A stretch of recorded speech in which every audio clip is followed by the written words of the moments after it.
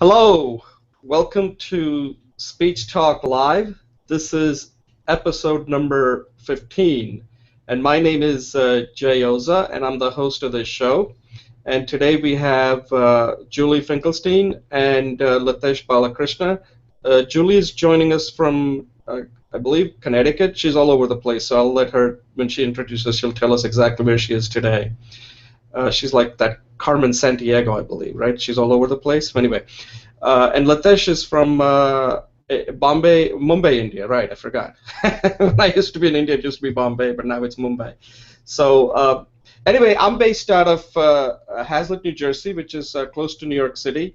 And we do this show on a weekly basis to do four things: to learn, to teach, to share, and to also support each other as we are trying to improve our public speaking skill. And today what we're doing is we're going to have a short intro, and then we're going to open it up for each of us to kind of free for all, just talk for 3 minutes on a particular topic of our interest. Could be anything, could be a story, could be something that happened to you, but it's an opportunity for each of us to speak for 3 minutes so that we're practicing that short speech for 3 minutes, less than 3 minutes if you can make it. So then after that, the next thing we're going to do is many of us have been doing this show for quite some time, and it's always a good to take a break and do a self-evaluation. So I'm going to use that next segment number one, I guess, is each of us take a few minutes and do a self-evaluation based on what you think you've done well, because there's a lot of body of work here. We've done close to 14 episodes, so that's more than 14 hours, close to 15 to 16 hours when you add it all up. That at this point, we want to know what each of us, based on what we have seen, what we think we're doing well, and what we need to continue to work on. So we can all do that for maybe each of us can take maybe 3-4 minutes and do that. Then the second segment is that I want to have a discussion around this thing that I've been trying to push, and I wanted to get your feedback on it, is this importance of a 3-minute speech that we're all going to start from today. And I believe it's important, but I wanted to get your thoughts on it because I think that 3 minutes is a kind of like a marker right there, that you can still are in the informal stage, but once you go over 3 minutes, then you're getting into a formal state. So that 3 minutes is very critical on how well you do that, because people will pay attention for 3 minutes. Beyond that, then you got to use some good techniques. The third segment is the speech that I had sent from Michael Roth, who's the president of Wesleyan University. And I've specifically, because I think he did a very good job, and I wanted each of us to focus on a specific aspect of his speech, because he does a lot of things really well in that. And I believe, Julie, I had given you body language. Latish, you might have gotten voice.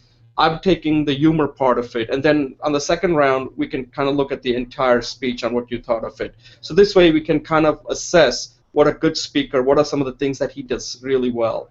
And then if we have time, I don't know whether we have time, I included the Sarah Palin speech for one important reason, not that there's not that we can learn from that speech, but it is a public speech that was given in front of an audience. And I wanted to get the feedback on it because, we always think that all public speeches have to be good. And I'm not a, pro or against Sarah Palin, but I didn't think it's the kind of speech that I thought was that effective, but evidently her audience liked it. So the question is that here we're taking this course like Introduction to Public Speaking, learning all these techniques, and then here we have a speaker that most of us would probably say didn't do well as far as some of the techniques we're learning. But evidently she's on that stage giving that speech, and the question is, why is she giving that speech? What is it? Is it her public speaking skill, or is it her celebrity status that allows her to speak? So then the question is, do you really have to be a good speaker if you are a celebrity? So anyway, so that if you have time, we can do a quick evaluation of that. Not to analyze the speech, but just what really makes a good speaker. Why is she having that stage and not like each of us, which we're improving, but we're not getting an opportunity to give a speech in front of a large audience like that. So that's the show for today. So at this point, I'll let you guys do a quick intro, and then we'll do our 3-minute speech. Julie, you want to go next? Hi, I'm Julie. I'm currently in Stanford today. I moved from Chicago. So, yeah, one of my key motivations is to figure out successful skills that are transferable from the individual realm to the business realm. So, so today, I'm going to use the idea that this Coursera speech class could be a place where we can practice core successful skills. And my vision is long term is to develop a basket of these skills, to use Jay's term, and then to offer them open source for free for individuals in the online platforms, and then to offer them as a for revenue service to organizations and corporations. Thank you. Excellent. Latesh? Hi, hi Jay, hi Julie. My name is Latesh Balakrishnan, and I'm based out from India, specifically based out from Cochin, that is the south part of India. I work in the software industry as a project manager, and my hobbies are like running fitness-related activities, reading, and being updated on current topics. I've been participating in this Coursera platform for the past couple of weeks now, and I have found that I've been able to get a lot of opportunities to improvise myself and be comfortable in doing public talking. In specifically in my work related areas, I have found a very constructive improvement. So that has been like not only in terms of my speech, but also in terms of my confidence level, and also in terms of how I'm able to take constructive feedback from the team and use it proactively, and I use it in my day-to-day interactions with my colleagues as well as with my team members. So it has been a quite rewarding experience to be part of this particular platform, and especially getting a lot of good feedback from Jay, Julie, Soumyan. So this platform has been very helpful for me in that way to professionally improve my skills, and future I'm looking at developing the skill set wherein I will be like, in fact I have already given a couple of talks, training programs here in my organization, but I would like to reach out to a wider audience and probably take my learnings from what experiences I have gained from here to a larger audience, and then gain that in that kind of an expertise to face them and talk confidently on any given topic at any point of time. So thank you. Back to you, Vijay. Okay, Latesh, thanks a lot. I'm going to take a quick pause, and then we can do our short 3-minute speech. And then after that, we'll move to our segment. So I'm going to take a quick pause because what I want to do is I want to be able to separate these out so that if you want to use the speech for a specific purpose, you can do that. Okay, so after each one, we'll take like a brief pause so we can like edit that out nicely. Okay, so we're going to move to our first segment here, and here we're going to do a 3-minute speech, a short speech.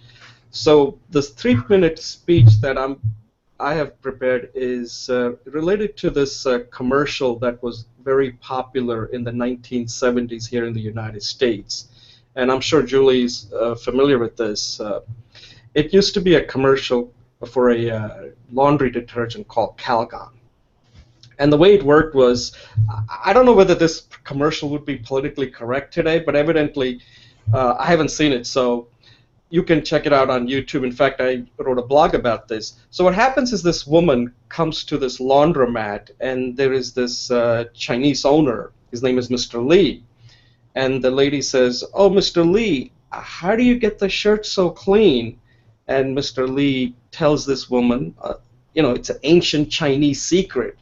And this woman's like, "Oh, really? Oh, that must be something interesting. I wouldn't know what that is." But Mr. Lee's wife, so that then the commercial goes in the back, and Mr. Lee's wife is not as guarded as Mr. Lee is. And she fills in on her secret. As it turns out, there is no ancient Chinese secret. She's using this laundry detergent called Calgon. So as the commercial comes to an end, she yells out to her husband, honey, we're running out of Calgon. So then that lady goes to Mr. Lee, ancient Chinese secret, huh? So why am I telling you this? I think it's a very good commercial. It's that public speaking, we always make it so complicated. So I'm going to use Julie as an example since she's Chinese. An easy target for me here. So let's say Julie's at an event and some person comes to her and says, oh, Julie, I really enjoyed the way you speak. How did you become such a good speaker? And Julie obviously is not going to tell the person. She's going to tell them, oh, it's an ancient Chinese secret. And then she says, oh, well, if you would excuse me, I'm going to go get a drink. But then her husband is not that guarded. You know, really? Julie's secret isn't that much of a secret. She participates on this show called Speech Talk Live every Friday, and that's what it is. So then when Julie comes back, the person says, aha, ancient Chinese secret, huh? Anyway, that was my 3-minute speech. I hope you liked it. Okay, Julie, you want to go next? Sure. I am a student. My name is Julie. I'm a student at the public speaking class. And I think we all want to be successful and happy. And one of the core skills that's very difficult for us to do is public speaking. And that I'm sure you can relate that because we are all taking this class. And yet the success rate of the class, people who actually complete the course, is about 1 in 1,000. So if I ask you what are your personal odds, just for the success of this class, it's pretty poor. I think part of the MOOC paradigm is very difficult. It's a lack of participation and engagement in any class.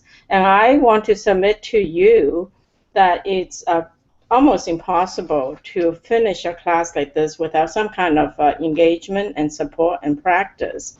And so how do you get the practice? It's basically through coming to courses like that. But for some of us, coming to a course like this may be the waterfall experience, you know, too much, too quick. So if we look at the step-by-step graduated one, you know, the first thing is watch the videotapes. Just make a commitment to do that. The second thing is participate in discussion forums. Ask a question if you don't have an answer. Reply. And thirdly, when you're ready, Jay and I both run a Google community. Check out the communities. Perhaps you can post there. Perhaps you can share resources. And finally, getting to the heart of the matter is we want to speak. And I have this one young manager in India and one in Morocco told me that both of their careers are at a standstill. It's a bottleneck because they cannot deliver meaningful speeches. In one case, he's working for an American firm and also a company that sources IT services to India. So his ability to communicate across the online platform is critical. The other one was a college student, and he can see that his career is impacted because when he tried to speak, he cannot make a voice. So these are the problems, and I've given you the solution is to step up, participate. When you're ready, you can certainly join. I have a practice activity where you can read and then discuss so that the formality of speaking is kind of overcome by warming up through reading other people's words. And then Jay's Speech Talk Live, once you reach a certain level, you can join us. In addition, you can do Study Buddy. Looking at my time, that's my 3 minutes. So my discussion here is how can you actively participate, and that will lead to success. So thank you, and have a great day, and hope you enjoy the program. That's my 3 minutes. All right, Julie, that's good. Latesh, you want to go next? Hey, before we go, Sana has just joined us. Sana is one of the mentors for Hi, the course. Sana. I don't know if she could probably listen to us. I'm not sure whether she wants to join the video. She's in the middle of her work right now. So I'm just going to tell her. So Sana, we're in the middle of a show, which each of us are currently giving our 3-minute talk. And once Latesh is done, we'll let you introduce yourself, okay? Okay, this is just fine. Why don't sorry you for just dropping. Okay, sorry.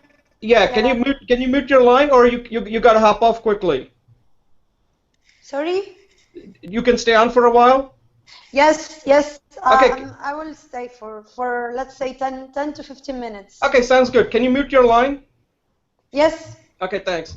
Latesh, you want to go and give your 3-minute talk, and then we'll go to Sana and she'll introduce herself, okay? So Latesh, go ahead. Sure. Thanks, Jay. So for this discussion, I was actually not prepared. So for me, it's more like an impromptu speech. So the topic that I thought should be something that is connected to communications and improving the talk or the verbal communications. So what I felt is like this particular topic which I'm going to talk today is about how to end a conversation, how to reach a conclusion before. I think Jay, Julie, if you could mute, I can hear some noises. Sorry. Oh. Yeah, so yeah, thanks.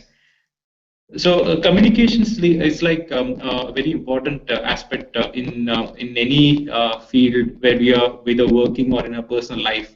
There are many forms of communications, verbal, non-verbal. There are many methods of communication. So we could be using your telephone, we can be using a video call that we are doing now, or it could be a face-to-face, which happens most of the time. So it's a very important aspect that when we are communicating, the introduction part, the middle part wherein we are talking about the main topic, etc., is fine.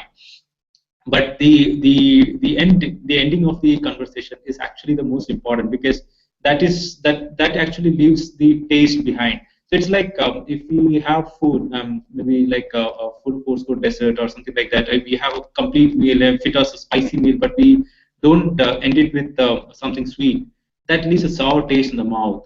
So in the same way, when we are doing any communication, but we abruptly stop in middle, or we are not able to reach a conclusion or a stage wherein it is a particular point wherein it doesn't end up in the right note. Actually, it gives incorrect message. It gives an incorrect message to the recipient.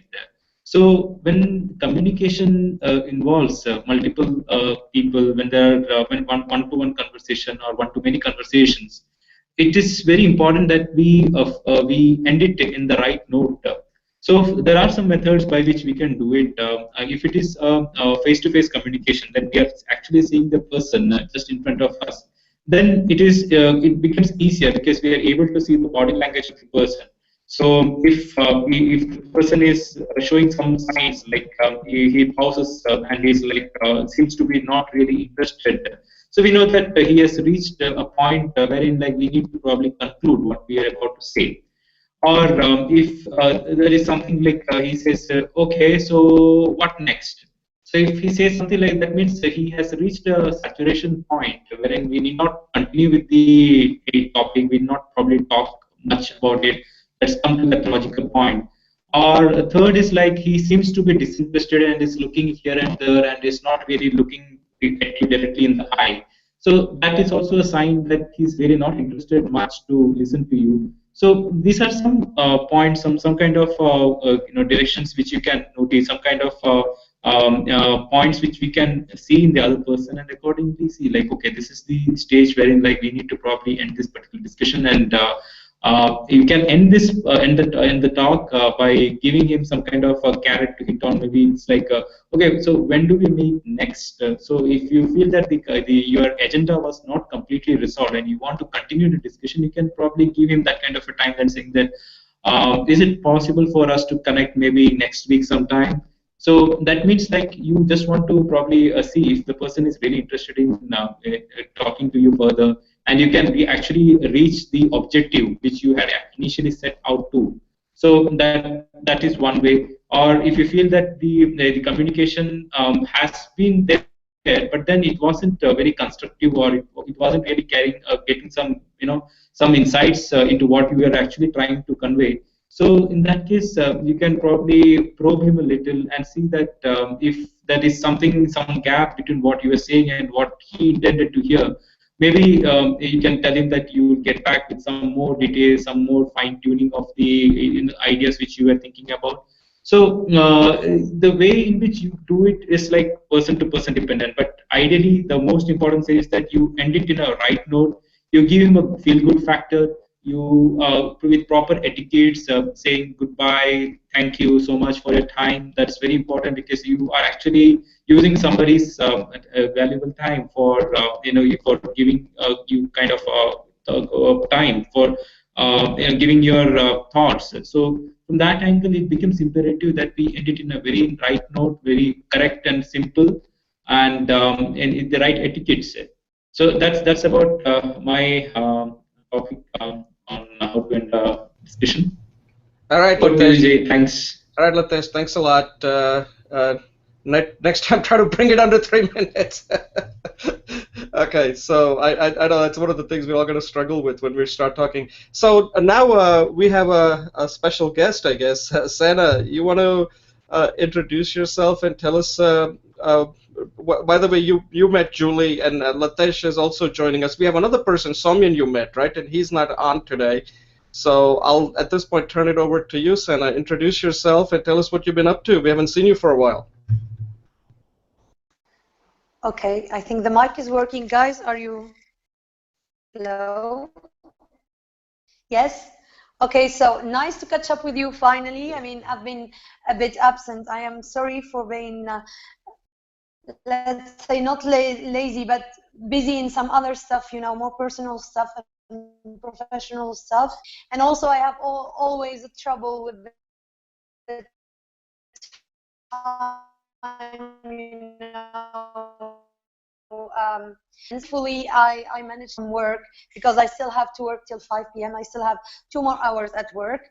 To present myself, I'm a mentor with you guys, with Julie and Jay and some you.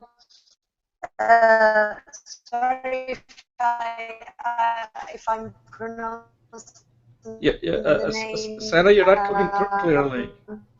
Wrongly, I'm sorry. I'm of public speaking.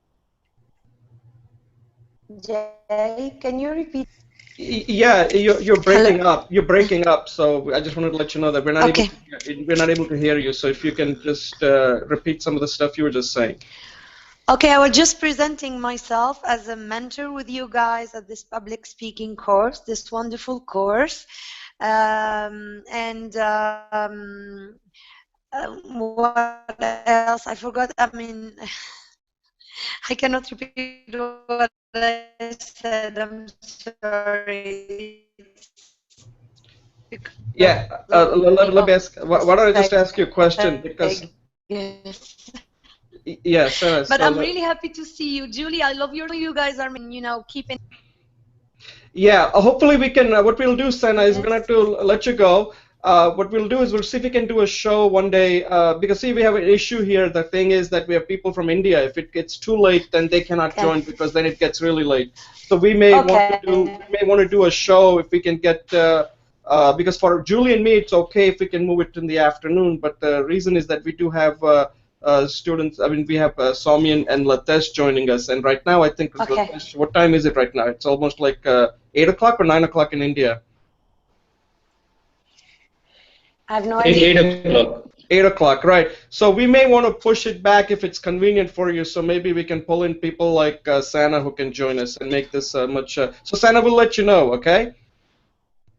And I appreciate you joining us. Any closing words before you leave us?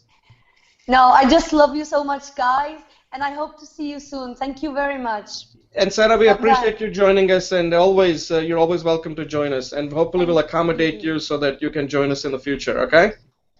Thank you, thank you. Okay, bye. All right, so we're going to take a quick pause, And so that's Sana. Sana is from, I don't know whether you got her intro. She's from Morocco or Tunisia? I think Tunisia, right? She's from Tunisia. Okay. So the next segment is the self-evaluation segment that we're going to go through. And this one, I think we can spend maybe 3-4 minutes each and just kind of go through what you think you're doing well and what you think you need to continue to work on. So I'll start out first. So at this point, this is our 15th episode. So we have done more than 14 to 15 hours of Speech Talk Live. And the things that I wrote down some things that I think that we're doing well is I think we're having really good discussion on wide range of topics that are related to speech. And speech is one of those things that you can broaden it out because you're not just talking about just speaking alone, but it allows you to talk about more complex topics that are business related, maybe politics. So speaking is a very fundamental thing. Without that, you can't talk about these other issues. So we're not just focusing on, oh, the body language, this and this. We're looking at the actual content of it.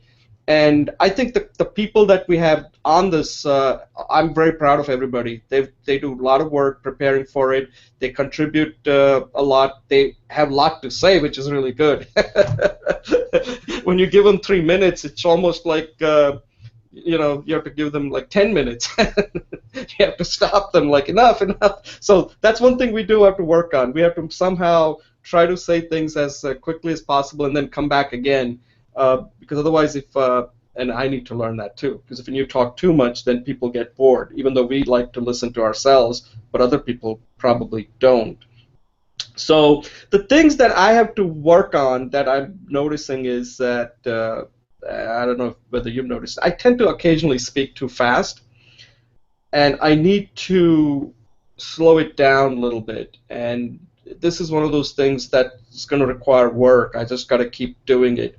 When I'm under control, because your voice tells you whether you are under control, the feeling that I'm getting across to people. If I start talking really fast, even though I may know a lot about the topic, the way you're perceiving it is that Jay's out of control, so the message does not come through clearly. So I have to work on that, because that's something that I noticed as I was going through a few of my speeches, that at times I do tend to talk fast. Like right now, I'm talking the way I want to talk because I'm trying really hard not to speak fast. So that is something that I have to work on. But let's face it, if I don't do this show, I wouldn't know it. So I'm picking this thing up. And one of the things for doing the self-evaluation is that we have to be our own best critic. We can't always expect other people to do it for us, because the time that we're going to spend trying to improve, then you can ask for little specific things like, hey, do you notice this? Do you notice that? But we each of us have to learn how to do a real good self-evaluation. And also the third thing I'll point out, and then I'll let Julie go next, is I need to learn how to speak, especially in this type of a forum, and even face-to-face, what Latesh was talking about, that I need to keep an eye on you, whether you are still focusing on what I'm talking about or am I losing you. And sometimes you can even give an indication as a way of helping me out that, hey, you're going on too long, now you're not really making sense, so that I need to then ask you, like, just get the feeling that I need to end it short. So at this point, I'm going to end it short. These are things that I need to work on. And I think doing these shows and constantly doing it, I think I'm going to get better at it. But overall, I've been pretty impressed because I feel much more comfortable doing this show. In the beginning, I didn't know how it was going to go, but now I feel comfortable speaking in front of camera, speaking with people, and I think most of the time I'm coming across clearly, but still there is a lot of room for improvement as far as I'm concerned. Julie, you want to go next? Thanks, Jay. So this is an overall evaluation of just how I'm doing as STL, not necessarily the speech earlier, right? Okay. So I do time myself. I have sometimes I use the timer on my computer, and sometimes I use my phone. I think for me to time myself is very important because I'm a big picture guy, right? So always I have to try to contain in the speech. I think on the whole, I can definitely say that joining this program has helped me. One of the things it has helped me is to be able to analyze on the fly, to structure it, and then since my own personal goal has always been stay within 3 minutes, I always try to reach that. So in that sense, I think I'm pretty good at with respect to timing. Lots of room to improve, but that's one of my basic goals. Um, I also think I'm pretty good when I'm on the camera talking to you, doing eye contact. My challenge is when I'm off the camera doing a video. I find it very, very, it's almost hard to get the energy wrapped up to do the speech. So one of the things I have gotten, I'm working on is actually your suggestion, Jay, which is to use my phone as a recorder. And I've done that several times on this speech, but I can definitely feel that I'm a better, yes, me too. I'm a better person on, I'm a better person on camera in real life than I am on video. So that's my challenge. And in terms of how I'm doing here, I have learned a lot. I'm comfortable, but obviously, this is a tip of the iceberg for me in terms of developing my public speaking skills. And what I like to practice on is continuing the discipline of organizing, delivering the speech, and giving a good punchline. And as Latesh says, to have a good ending is very, very important. So with that, thank you. Yeah, that's good. That's good, Julie. Yeah, and anytime if there's anything we can do to help you, just and that's part of this show also. Anything we can do to help you get better. Latesh, you want to go next? What do you think that's you're doing well and what you need to work on?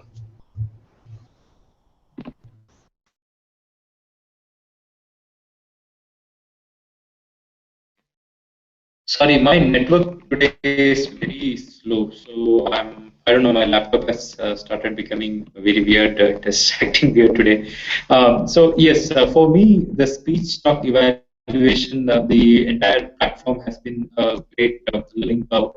I've been participating in these sessions for the past, I think, around 8 to 10 weeks now. And maybe I would have lost out on one or two sessions in between. But otherwise, I've been regular, and I have found it's really improved my overall communication skills, especially with respect to public talking. It's a and the videos that the team shares, especially Jay, the videos that you share with us are like from the top class public speakers, the best personalities available from across the globe. So that gives a very holistic perspective of how to actually benchmark ourselves against the best people. So that it definitely opens our ideas, it widens the horizons, and to look at the way that we need to talk, the way we need to express our and thinking to the wider audience in the best possible way, keeping it very simple, etc. So that's like a very good insights into how we can learn to be a better person with respect to our talking skills, with respect to our day-to-day communication skills, and how we interact with people. There are multiple challenges, of course. I mean, this platform gives us one area where we can do a lot of experimentation with respect to our work, etc. But on top of it, there are definitely some challenges, like because the kind of environment that we have here is more like a very formal, and we are given a slot to talk, etc. When it actually comes to a real time scenario, like I've been recently to one of this a kind of panel discussion.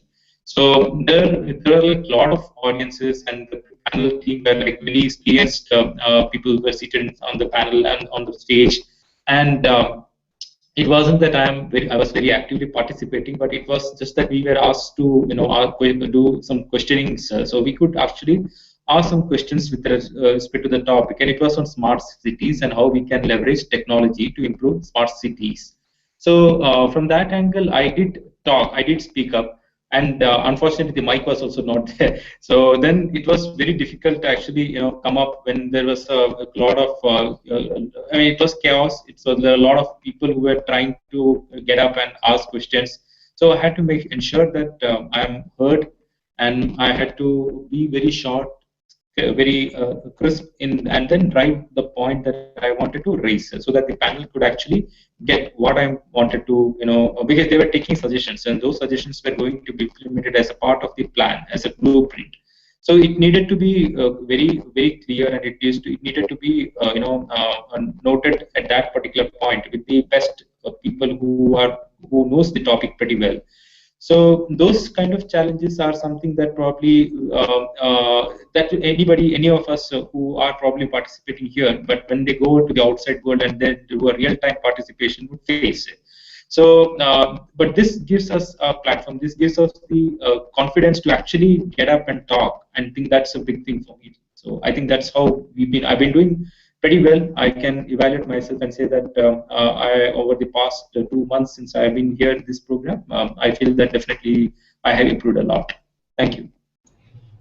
Yeah, no, you definitely have. I mean, just now what you just said was really well done, and I think that's the key thing. Part of this show, and I think one of the things that we can talk offline with Julie, and I can send an email, that perhaps we can just have like a 10-week just what we're doing, and have another session where people just come on and do what we're doing. And anyway, that's a separate thread. But there's something else I think that's also important, is that if you want to improve, and I think Julie's already doing this, she goes back and views the video, and you do pick up, I do tend to pick up a lot on what I'm doing. And one thing that sometimes I also notice is that, we're all pretty smart. I mean, we're all highly educated and we have good experience. And that also presents a unique challenge in a sense that we have a lot to say, but to compress that in a way to make it, to shorten it and make it interesting, that's hard. And I think that's something I need to work on, and we all need to work on that, because people's attention span are getting shorter and shorter. So as something that Litesh said in the beginning, you need to look for those cues on whether you are coming across clearly, whether the person really is interested, and you need to kind of sense that. You got to become good at perception, whether are you making, first of all, you have to know whether you're making sense before you try it on somebody else. There's one thing I'll point out, which I think why this Speech Talk Live is important. I didn't realize how important it was until recently. I was watching this movie. You may have seen this movie. It was called, it's not a new movie. It came out, I think, in 2008, 2009, called Up in the Air. I don't know. Raise your hand if you've seen that movie. No? Okay. So the movie is about, it stars George Clooney. He's a famous actor. And he is working for this company, and his job is to travel from city to city, basically firing people. So companies hire his company, and he's the guy who goes to different places and has to tell them that, sorry, you've been let go. And then the company that he's working for hires this woman, and she comes up with this great idea that we don't even need to do that. We can just do it over the video. And he's now ticked off because, he's like, wait a second, I could be replaced now by this video technology. People can just lay off each other, like, hey, Julie, you're fired, and Julie will be crying and whatever, or maybe she'll be happy, I'm getting fired from Speech Talk Live. I can do something else. So it was pretty interesting that the video, even though we like to do a lot of things face-to-face, but don't diminish the importance of video today. because we couldn't be doing this type of a show if we didn't have the video technology and getting a chance to, because I've never met any of you guys face to face, yet I think I know you really well. So the video technology is here to stay, and we all do need to become good at, for many of us, this is the way we're going to meet people, rather than getting in face to face is something we all want, but that may not be that realistic with the technology, the way it's advancing, the video technology. So anyway, that was the final thought on that. So Julie, any final thought on this technology and overall the video technology? How do you feel comfortable using this online video? Yeah, Jay, I'm going to take 20 seconds. So, yeah, I agree that the video is a major way for us to engage with people, and not only locally, because I could not meet Latesh, had it being a face-to-face meeting, and it is becoming a part of our lives. And I think this Speech Talk Live is it's a vehicle for me to engage in that world. Thank you. I didn't time myself. Yeah, Julie, that we're gonna have to learn from you to how to do it under 30 seconds. I think you beat that, so you'll get a prize for that. I don't know what that is, but you'll get to host the show next week. That's your prize. Too much. Latesh, any closing thoughts? Yeah, I too believe that this technology is here to stay. The platform gives us so much of advantage, and it gives us a great opportunity to connect.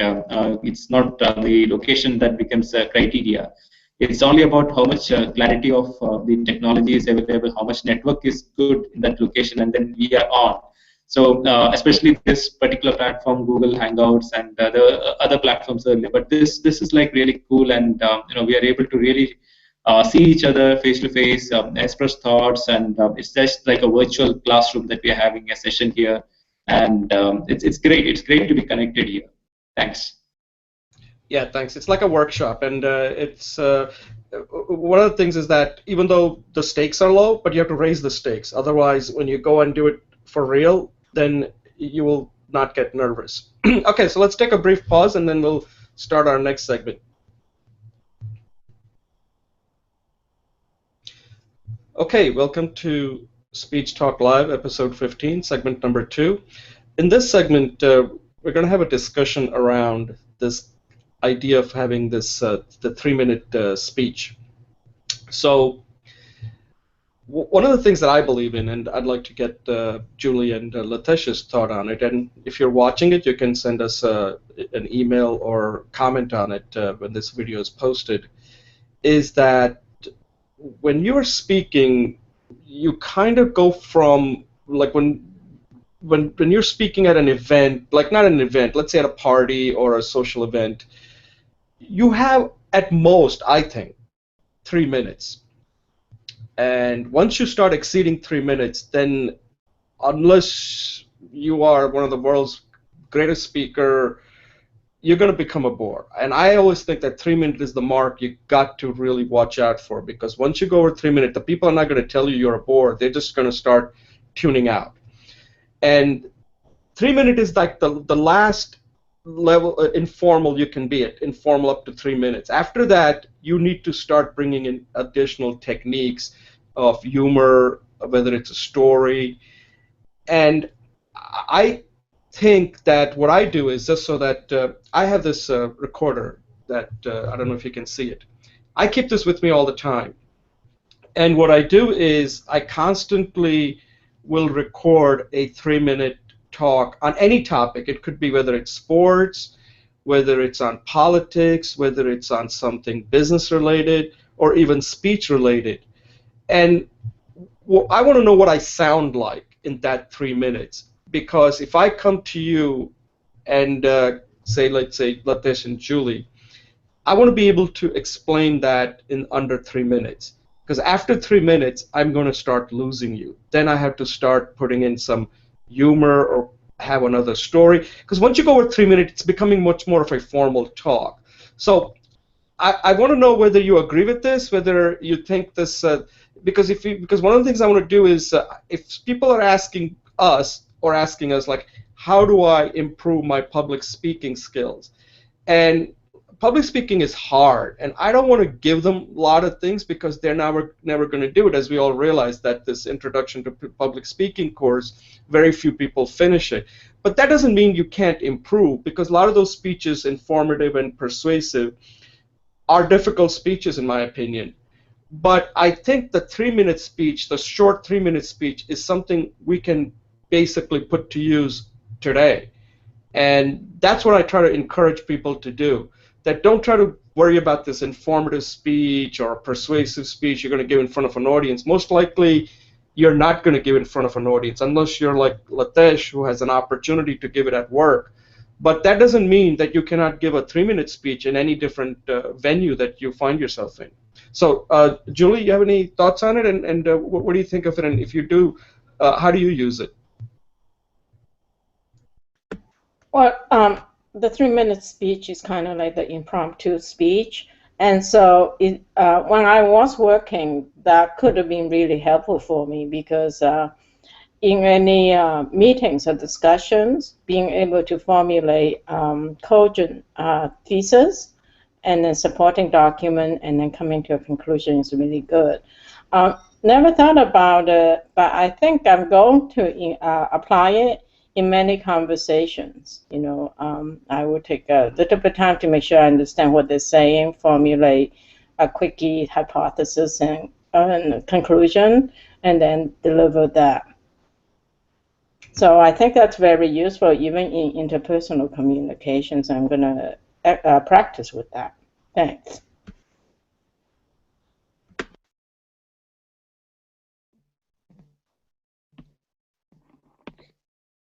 Jay, Julie, I think both of you are on mute. Oh, Latesh, any thoughts on that? Go ahead. Yeah. For me, it's like the 3 minutes talk is more of an impromptu discussion. And when we are actually talking, most of the time we spend our time to think. So it is difficult actually to compress all this different thoughts to put it into a logical sequence and frame it in 3 minutes.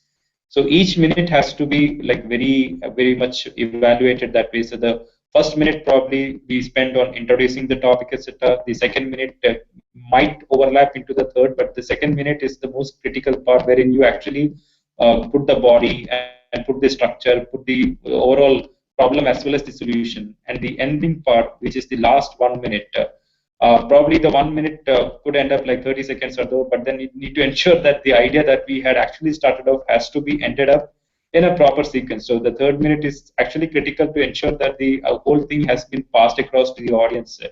So 3 minutes is a very critical element to note that we are putting a big stuff in 3 minutes. So I would like to practice a lot on this. Yeah, and it's hard. Okay, let me tell you, this is not easy. And the main reason is getting back to what you said earlier, is that you really have to respect the person that you're talking to, right? Just because you know a topic doesn't mean that that person understands what you're going to tell them, because you can overload them with too much information. And that makes it difficult because now the burden is on you to compress that in that 3 minutes so that the other person can understand it and say, oh, I want to know more. And I look at it this way: if somebody out there, you can pretty much tell, like you were saying, in 3 minutes, if they're not interested, then just end it right there. It's over. Don't continue to go on, and we all, once we get the mic, we can kind of go on for a while. But once you have 3 minutes, then let the other person now drive the conversation. And it's a good way to practice, because if you can get your message across in 3 minutes, then the more time you have, you can now make it more entertaining. If you can get your message across in 3 minutes. So let's say if you are saying I have to give a talk on stage gates, explain to me in 3 minutes what exactly is stage gates. If you cannot do that in 3 minutes, then the more time you have, it's unlikely you're going to be able to do it more than that, because then what you risk is losing your audience quickly. But let's say you were able to do it in 3 minutes, then I say, yeah, you got the idea pretty much. I got it. Then the rest of the speech, you can inject more stories in it to make that speech much more entertaining so that people live it. When they leave, they remember it much better because you've now added a little bit of humor, a little bit of stories, a little bit of statistics. So there's a lot of meat you added to the bone there. But the bone cannot be more than 3 minutes. That's what I want to try to work on. And I just wanted to kind of have that discussion. Okay, Julie, any closing thoughts on this before we move on to our next segment?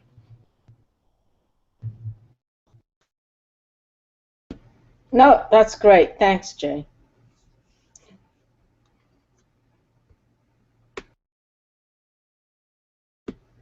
Latesh, any closing thoughts? No, I do agree with you, Jay. 3 minutes is a very critical time. I mean, if you are able to practice your talk in 3 minutes, I think that will help you to actually elaborate and talk very constructively when it is a longer session. Okay, great. So that's what we'll work on. That's why that 3 minute in the beginning, I think, is a good way for each of us to practice. Okay, let me just take a brief pause and then we'll move to our next segment. Okay, welcome to Speech Talk Live episode number 15. We're moving to segment number 3. And in this segment, I wanted to evaluate the speech that was given recently by the president of this university called Wesleyan University. And this speaker is Michael Roth. He's quite famous. He's an excellent speaker. And he's giving this speech to the parents who probably have come to drop their kids off who are starting college. And the speech is about the value of liberal arts education.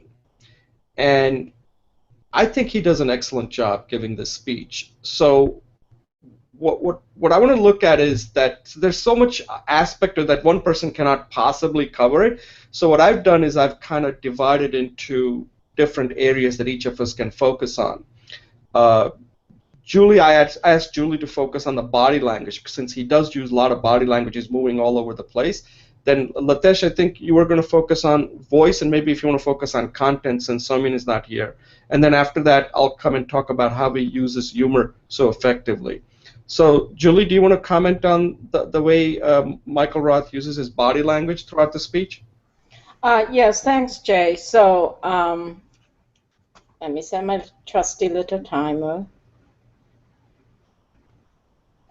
Yes, thanks, Jay. So for me, because I'm free from the content, I thought that I'll look at body language in terms of engaging or connecting with the audience.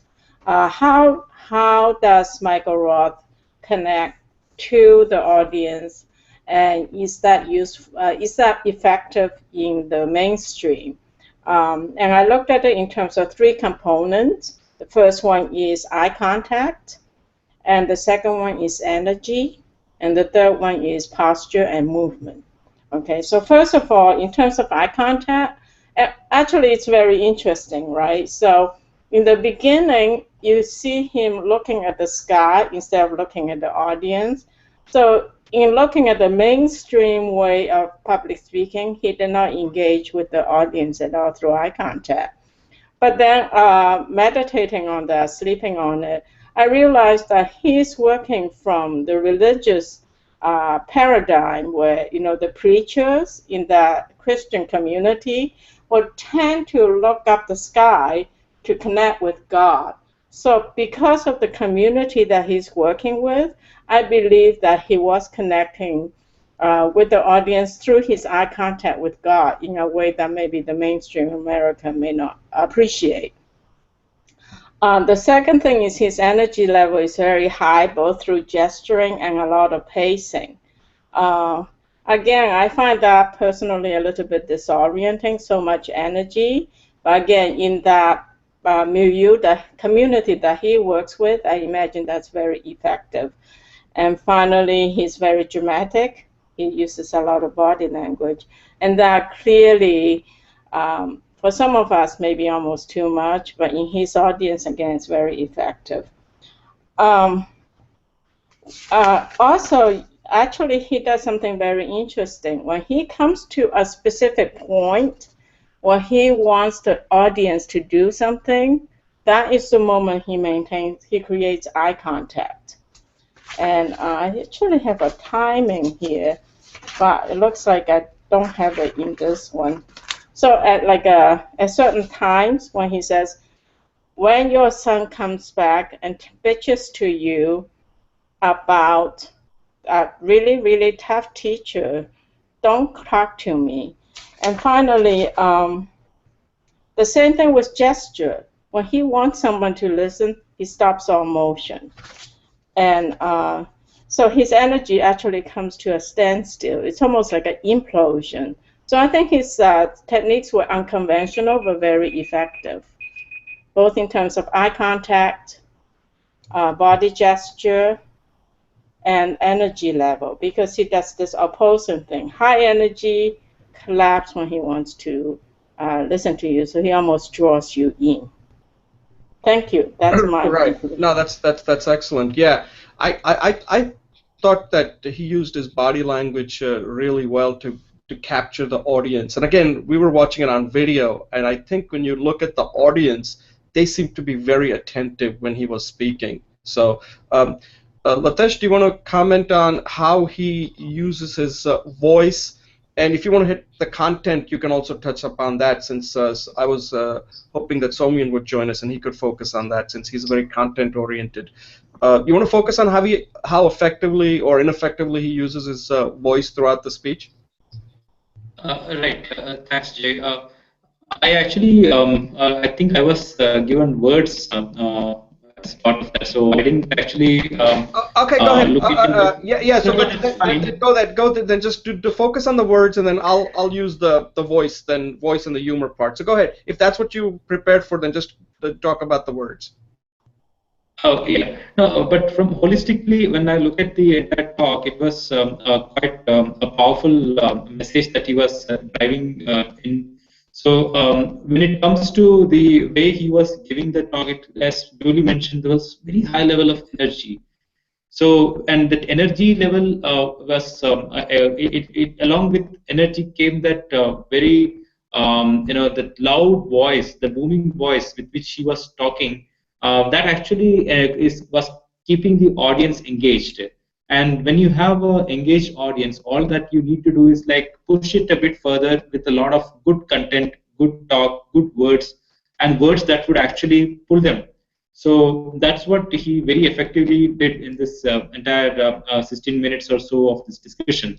The dimensions, the two dimensions that he spoke about, discovering what they love to do, what the kids would love to do, and getting better at it. So that's like really, that's like he pinpointed the two main essential things that his university was trying to do through. And along with it, certain specific words, strong words, which actually kept the audience involved. And I think some of those which I picked was information literacy. Information literacy is like, I think that was very strong word to use, information literacy.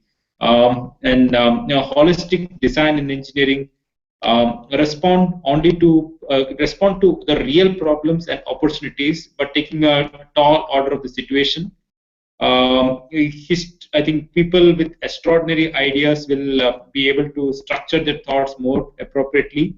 And he also mentioned that university is not just about getting education; it is also acquiring the skill set, so that when the students pass out from here and they go into any other arena, any other location, and when they're engaged in any other activity, they would be able to do justice to that particular role.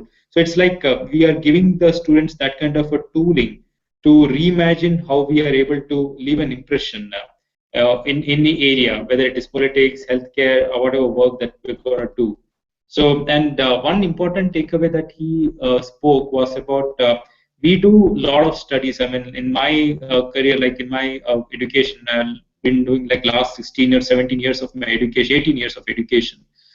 It's not the subjects, it's not actually the amount of the exams, the papers, the questions, etc., that we solve, etc. That's not actually that we remember now.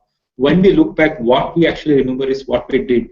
If there are any kind of projects that we did, if there are any activities that we were involved in, any kind of products that we made, So any experiences that we had during our education curriculum, so that is what actually we remember. It's not the subject. So that he puts it very effectively, and I found that to be a really nice way of putting it across. And I think the audience, whoever listens to him, even if the people who are seated there are like people like me who are watching it online, we all can actually gel to the thought process that he is saying. And given an opportunity, Wesleyan University, I think if I'm given an opportunity, definitely I would join there just because of President Roth's speech that I saw today. Thanks, Jade.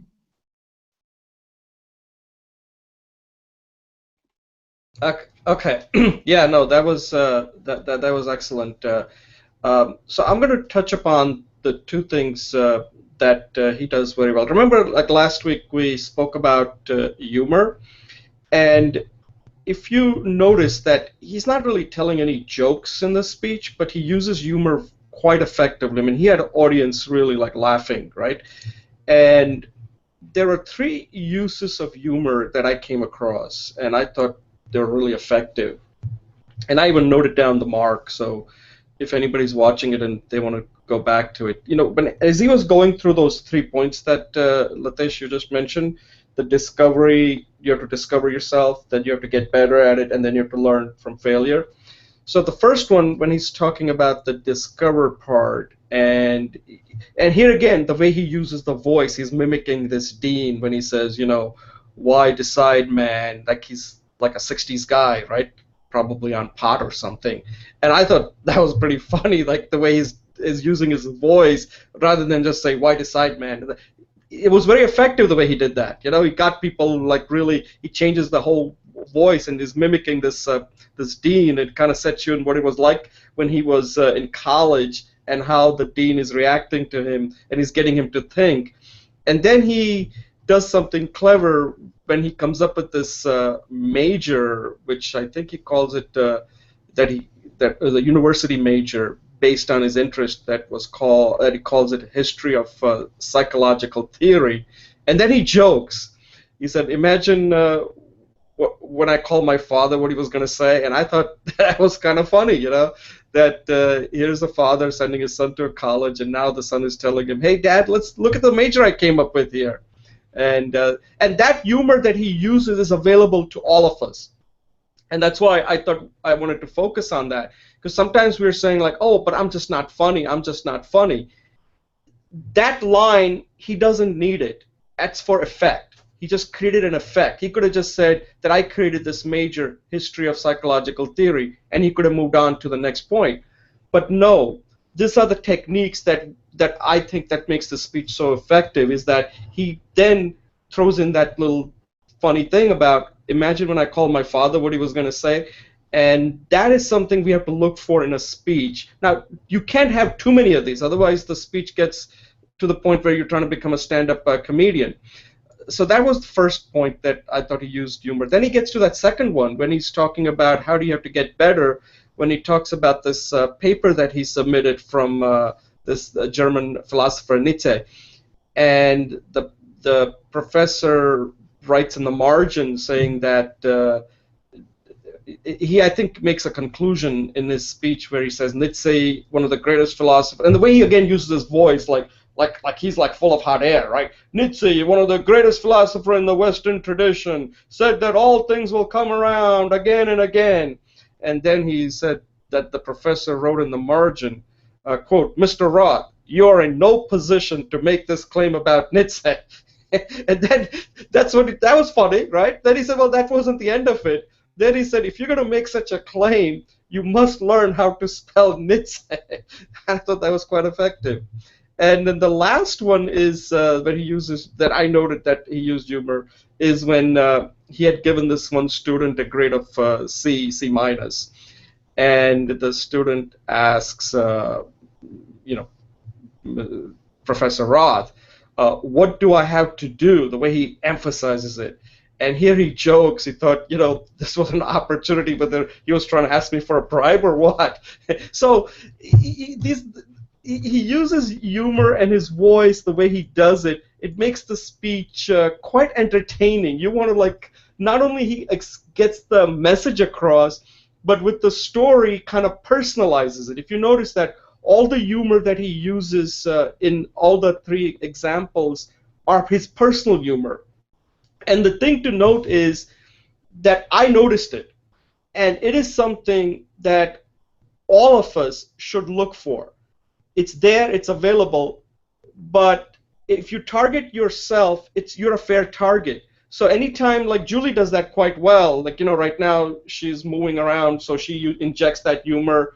Latesh, you can inject your humor about your IT field, certain things, about your own personal thing.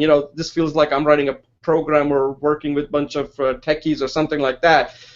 All of that is available to us all the time in a speech, and we need to use it. Let's not, and take risks, because that's how we can make our speech much more engaging with our audience. So Julie, do you want to any closing thoughts on the speech, on the content, and some of the other things that you didn't get a chance to talk about besides the body language? I really enjoy your mimicking of the gesture, and that brought the whole speech to life for me. And I also want to say I enjoy your point of voice to the body language and timing really helps to deliver something funny. So I'll take that with me. Thank you. Latesh, any closing thoughts on that? Yeah, it was a good video. I think instead of having the other videos which were like more of this global personalities, this video was focused on one particular area. And Professor Roth, I mean, he was like President Roth rather. He's a great speaker. I think he has a lot of experience talking. So listening to him actually gives us a lot of ideas how we can effectively use so many punching words which are like each and every word that he was using in his talk had a lot of depth. So I think that is something that we need to start practicing in our day-to-day talk as well. Just not to use the words that we use as a regular conversation, but use some very strong words, effective words. That's something I think we all need to get used to. Thank yeah, you. no, that's a. One thing I'll notice about that speech, and he does a lot of things. It wasn't a boring speech. It wasn't even a boring good speech. It was essentially, I would put it as a contentainment, if that's such a word like that, where he's presenting a content in an entertaining way. And in order to get to that level, which we all want to, he was under control throughout the speech. You never felt like he was getting off the rails, because he was trying a lot of different things there, and that speech could have gone out of control very easily. But he maintains that control throughout the speech, and when we get to the evaluation of the next speech, we'll come across somebody whose speech went out of rails quickly, and that's so. At this point, if there are no comments, we'll just move to the next segment quickly, and I just want to go through that speech. Okay, so at this point, I'll take a brief pause. Okay, welcome to Speech Talk Live, episode number 15, and we're moving to segment number 4.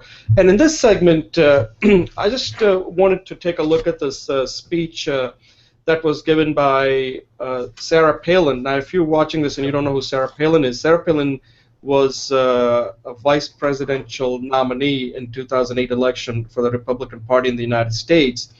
And since then, she's gotten a lot of visibility. She was an ex-governor of Alaska, and because of that, she was chosen to be on John McCain's ticket. Since then, she ended up quitting her position as governor after she lost the election to Obama and Biden. And then she has now kind of become more of a speaker, I guess, because she gives a lot of speeches, and also a celebrity to some extent, because she's always invited to give speeches on topics that are politically related to politics. And this particular speech that we're going to discuss is the one she gave just this week, and it had to do with this this bill that it's an agreement or a treaty. I don't even know if it's not a treaty agreement that America has reached with Iran in preventing their spread of their nuclear, stopping the nuclear program, and in return, Iran gets something like $150 billion. It's a pretty complicated agreement, but anyway, she's against it. That's fine. You can be against it or for it, but she is giving this speech in front of the Capitol with other speakers. And the reason I wanted to bring this up is that, we always think that you have to be a great speaker to be invited to give a speech. Now, I'm not going to judge, because evidently the people that like Sarah Palin, they think she's a terrific speaker. But we're learning speech techniques from this course, like Introduction to Public Speaking, and looking at some of the well-known speakers like Simon Sinek, Michael Roth, John Cleese, and Steven Spielberg, who we consider as a model of a good speaker. I'm not sure anybody out that we know is going to say, well, I want to speak like Sarah Palin. But evidently, she does have a following, and people who agree with her, they love her. But the question that I wanted to raise is not to really analyze the speech, because I think her speech goes off the rails right from the beginning, the way she starts out her speech. So I don't want to spend a lot of time evaluating her speech, because the speech is, at some point the speech is not even coherent as far as what is the main idea that it's a soundbite after soundbite, but the crowd that's there, they love it. So my question to you in this discussion is that, do you really even have to be a good speaker if you're a celebrity, or if the people like you no matter what you're going to say? Is your ability to speak well is really that important if people are already, if you're preaching to a choir, if I may use that phrase? Julie, what do you think? Like, if you're giving a speech in front of people that really love you, then are they even going to measure you whether you're a good speaker or not? Or are we kind of wasting our time telling people that they need to be a good speaker? We should just tell them, no, you don't need to be a good speaker. Just speak in front of the people that they already love you. That means you don't even need to join the show. You're already a good speaker. So I just wanted to I was thinking about that, and when I saw that speech, I said, this is interesting, that here's this woman, quite accomplished, but is giving a speech, and I don't think her speech was really that effective as far as the speech techniques we are learning, yet she is on a speaking tour. She's giving speeches to a lot of different organizations, and why is the case? Why is that the case? So, Julie, you want to take a shot at that? Yeah, thanks, Jay. Actually, I have to make my position clear. I am on the far edge of a Sarah Palin fan, so I don't sign on to her politics. In this case, she is preaching to the choir, because she's talking to the Tea Party people who invited her. So I think the question here is, do you have to be a great speaker to be invited to make speeches? And clearly, in that case, she isn't. To me, it relates more to like propaganda. You kind of just cut to the chase and resonate with what the people are speaking. I think that's what she's doing. She's actually has a lot of charisma. You always say, make your speaker smarter. In this case, I don't think that's her goal. I think in this case is get the audience agitated to vote for the Tea Party, or to like her a lot. There's a lot of personalities in America, and clearly in the basic line question of, do you have to be a great, skillful speaker to become in a public? I think the answer is clearly no. The follow-up question is, do you want to be that person? And if it's to be like Sarah Palin, I can quite honestly say no. So it's a double no for me. Thank you. No, that's a good point. Yeah, I'm not really specifically interested in the politics. You could be either for her or against her.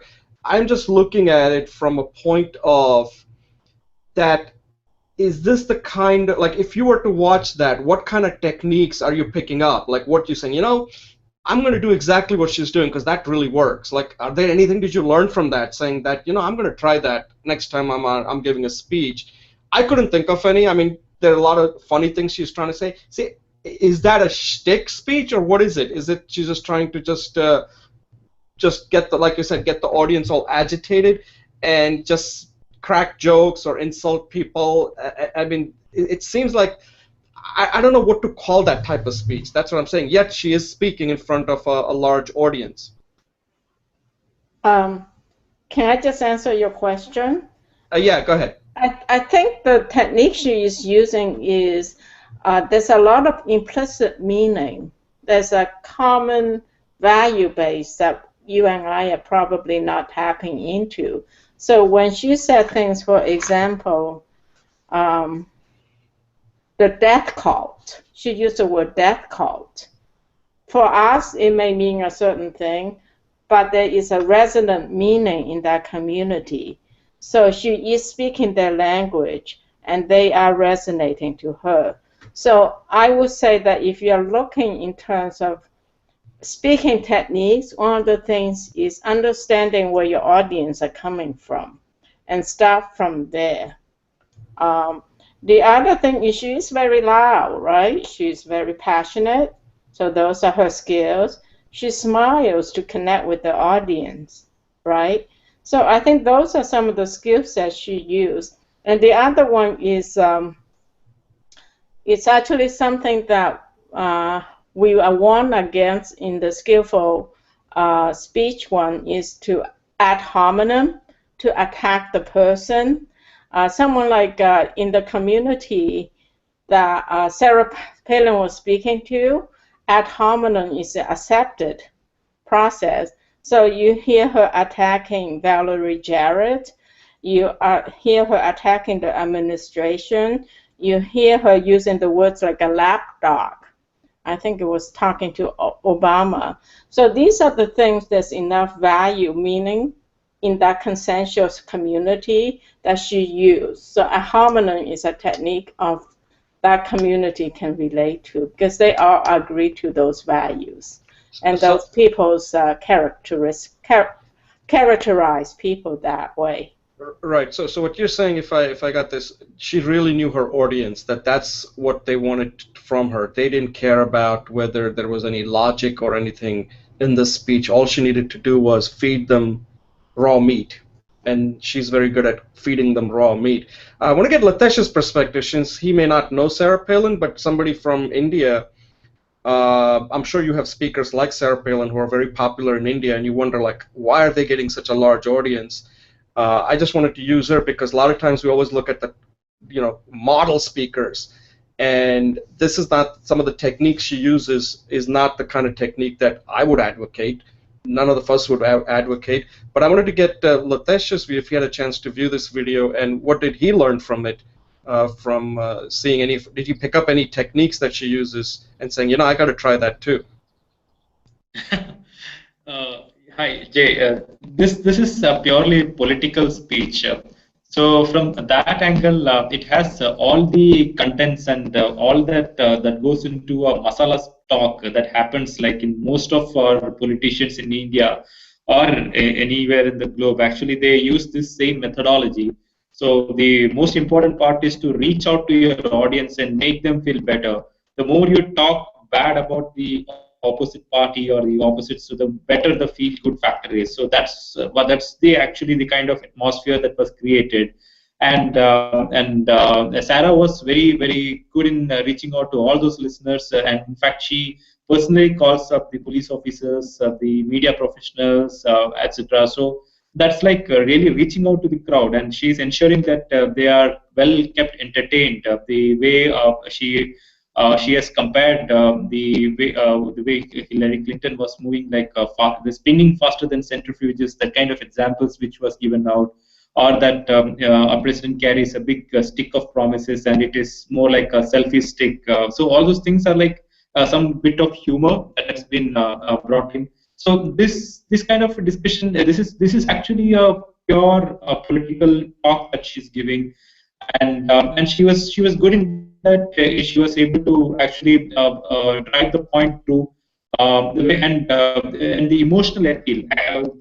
Because as politicians, you need to appeal to the human emotions, and that's very critical. And there are very soft spots that she was able to target, especially when you're talking about patriotism, soldiers, women, children. So these are certain areas which anybody with some bend of humanity would be able to relate.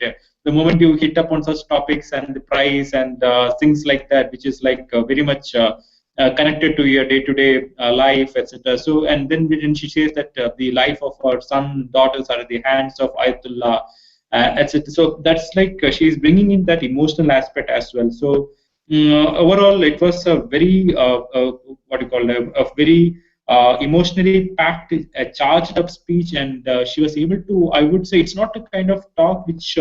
In a professional world, we would be able to use it because we do not have to give a talk which wherein we are trying to bring out the opposite parties involved and bring out the negativities, etc.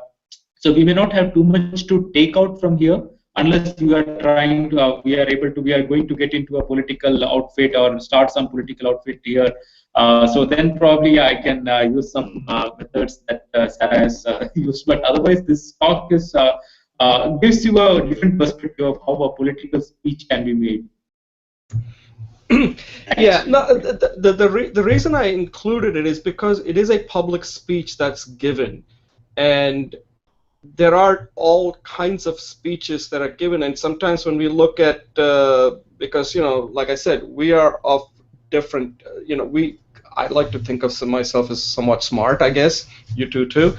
And we always look at speakers that speak about these real topic in a very nicely organized manner, and we think that's how all speeches, that's what audience all want, and sometimes that's not what they want. And what she does effectively is she just basically gives them what they came to get. That's what she is there for. That whether it made any sense or not, like you said, ad hominem, attacking the other party, making fun of them, that it gives her, somehow she's been given that responsibility to give these type of speeches, right?